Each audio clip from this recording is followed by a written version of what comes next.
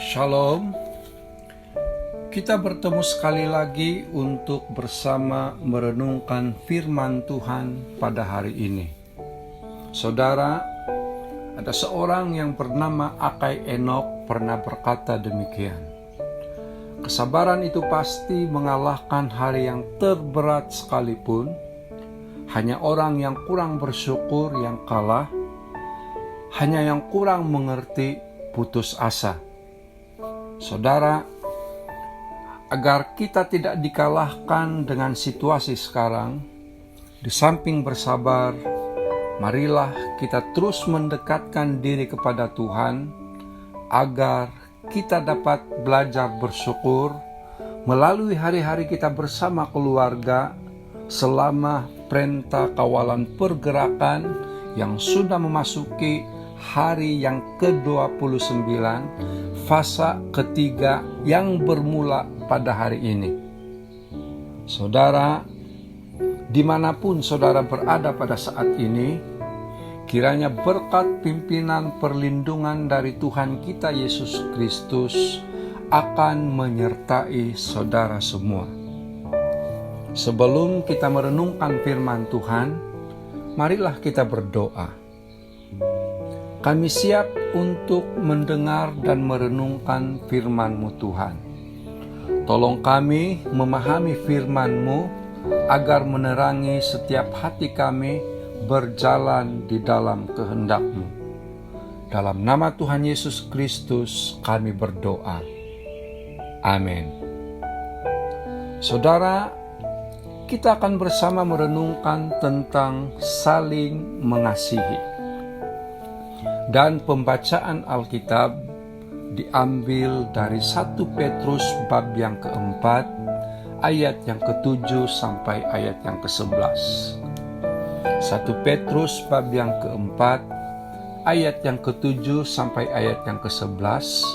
Tetapi saya hanya akan membaca ayat yang ke-8 dan ayat yang ke-9 sahaja. Firman Tuhan berkata, "Inilah perkara yang terpenting. Kamu harus saling mengasihi dengan sepenuh hati, karena jika kamu saling mengasihi, kamu juga bersedia untuk mengampuni. Hendaklah kamu saling menyambut saudara seiman di rumah tanpa bersungut-sungut." Demikianlah pembacaan firman Tuhan.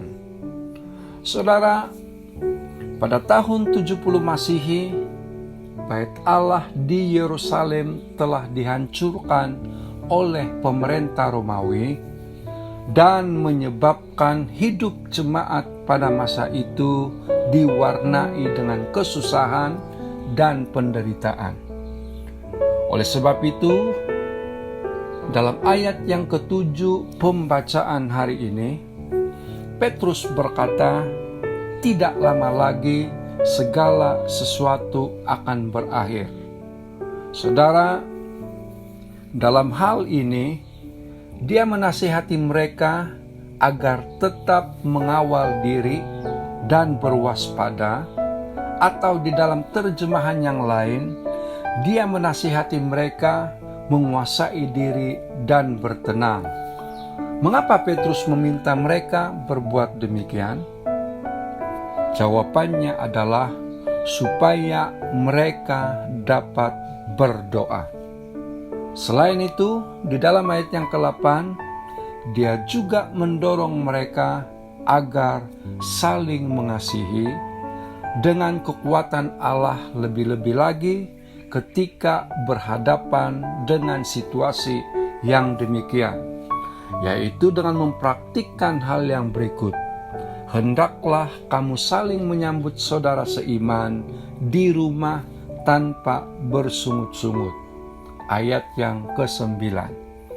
Saudara, menurut adat orang Yahudi, jika seseorang memberikan tumpangan kepada orang asing, maka tindakannya itu dianggap sebagai kebaikan moral yang sangat tinggi. Atau dengan kata lain, iman tanpa perbuatan pada hakikatnya adalah mati. Saudaraku di dalam Tuhan, Tidak dapat dinafikan bahwa kesusahan dan penderitaan hidup boleh berlaku pada bila-bila masa.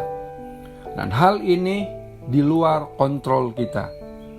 Namun, ingatlah bahwa kita perlu sentiasa bergantung kepada Allah agar dapat mengawal diri dan berwaspada, mengasihi serta saling melayani di antara kita, lebih-lebih lagi dalam situasi yang kita hadapi sekarang.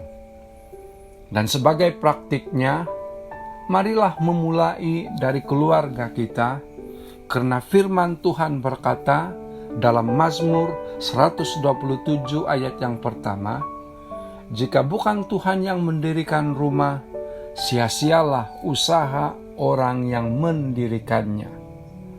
Saudaraku di dalam Tuhan, kiranya firman Tuhan yang sudah dikongsikan dengan sederhana pada hari ini akan menguatkan dan menjadi berkat bagi kita semua di dalam kita membangun dan memperkuat mezbah keluarga masing-masing di hadapan Tuhan. Marilah kita saling mengasihi dan melayani, menjadi berkat bagi sesama kita. Tuhan Yesus memberkati. Mari kita berdoa. Kami bersyukur Tuhan buat firman-Mu. Ajari kami agar tetap tenang menghadapi situasi sekarang. Berkati setiap kami, berkati juga keluarga kami. Dalam nama Tuhan Yesus Kristus kami berdoa. Amin.